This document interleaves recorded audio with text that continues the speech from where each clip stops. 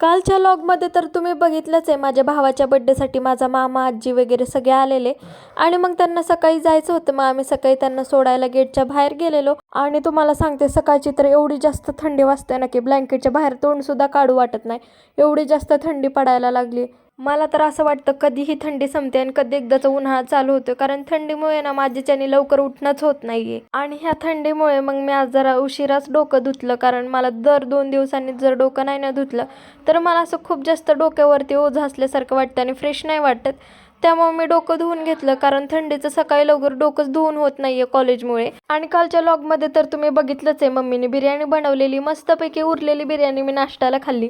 आणि जी रात्रीची उरलेली बिर्याणी खाण्यात मज्जा आहे ना, ती कशातच नाही. आणि मग मी ती बिर्याणी खाऊन झाल्यानंतर घर आवरलं आणि मस्तपैकी थंडीचं आईस्क्रीमसुद्धा खाल्लं. त्यानंतर चॉकलेट कुकीजसुद्धा खाल्ल्या, कारण ह्या मला थोड्याशा कमी गोड वाटल्या, त्यामुळं खाऊन टाकल्या मी त्या पण. आणि मस्तपैकी आज मेहंदी काढली. बाकी आजसाठी तर एवढंच. भेटूयात आपण उद्याच्या लॉगमध्ये.